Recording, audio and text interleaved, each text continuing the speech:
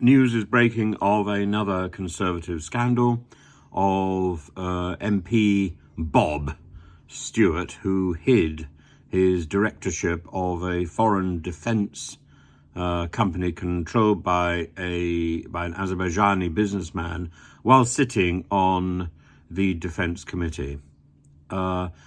It's extraordinary that Conservative MPs should be toppling like a row of malignant and completely insane dominoes, one after the other. These people seem to be so bloated with their own arrogance. They've been in power for too long, and for some reason, you know, every so often I find myself chatting with civil servants, and the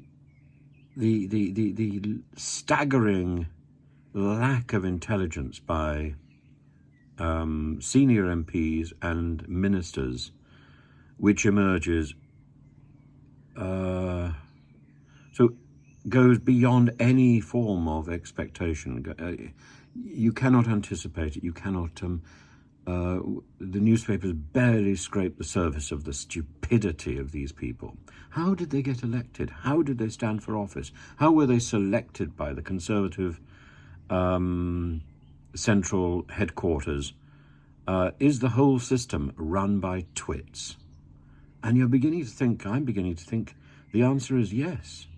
The thought that I could have been involved with that, I received a letter a while ago urging me from a senior Conservative MP, urging me to stand as a candidate, and I thought about it very seriously, and I went through the selection process and so on. But then I thought, you know, at the time, it would have meant working underneath Andrea Leadsom and Theresa May, both of whom I'd run up against, because I was concerned about the way that students were targeted, foreign students were targeted in the drive to score some sort of statistical success against migration. And students were a very obvious and well-documented target, and of course, being young, they quite regularly make mistakes, and they don't have quite the right amount of money in their bank account, or they made the application one day too late, or they filled out the wrong form or something.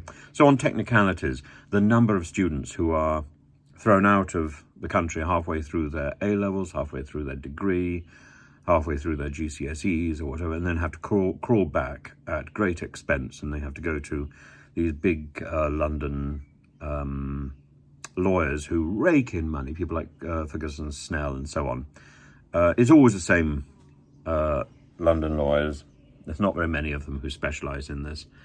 And I'm sure the lawyers, the Home Office, and the schools and universities are roaring with laughter as they rake in the cash. And the students themselves are literally leaking thousands of pounds by the minute, simply because of a technicality, a stupidity. But they don't seem to realise there's nothing they can do to explain. Nobody's listening. And the system, this hostile environment, is so desperate for its good statistics and so aware that students can be targeted that it doesn't care. And Andrea Leadsom, I remember, harrying me for about 15 minutes when I went to see her. She was my constituency MP. And I remember having to write to her afterwards to point out that when a constituent goes to their MP, they expect to be listened to. They don't expect to have to sit and listen to political rhetoric and not get a word in edgeways. And I was then invited to testify on a committee and to meet Mrs. May. And in the end, I don't think I did testify. I just sort of gave up because there wasn't any point, because these people were brutal in their failure to listen to anything other than the rhetoric which they had learnt. And it's that lack of any ability to listen, which is so worrying. So if these are the people who are the best among those who we have elected, if these are the people who have risen to ministerial office, what hope is there? And I'm afraid I don't limit my criticism just to Conservative MPs and Conservative ministers. I see problems all the way around the House of Commons in Westminster and trickling into the Lords. And this is a political problem. It's a problem with the political class. How are we choosing them? And why are they so inadequate? And is that a reason why we're in a mess?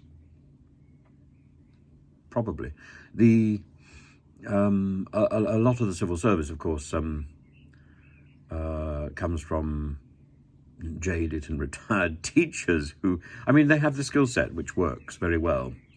They have to unlearn a lot of the nonsense that we teach teachers how to teach, because our teaching regime has again also fallen into decay. We are in our schools, we are more obsessed with bureaucracy and with failure than we are encouraging students to achieve the best of their own potential.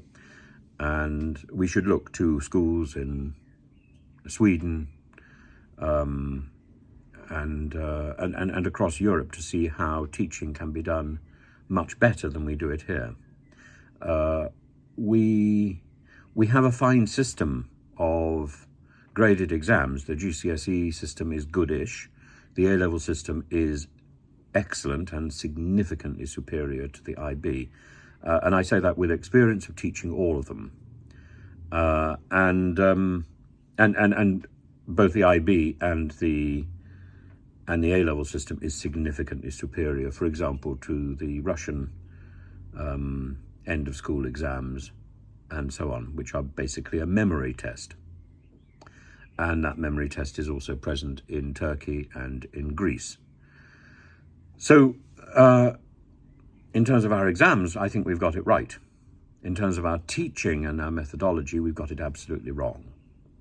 And we are too negative in the classrooms and too negative in our schools. And we need to rethink what we're doing. Sorry, this is becoming a bit of a whine. I will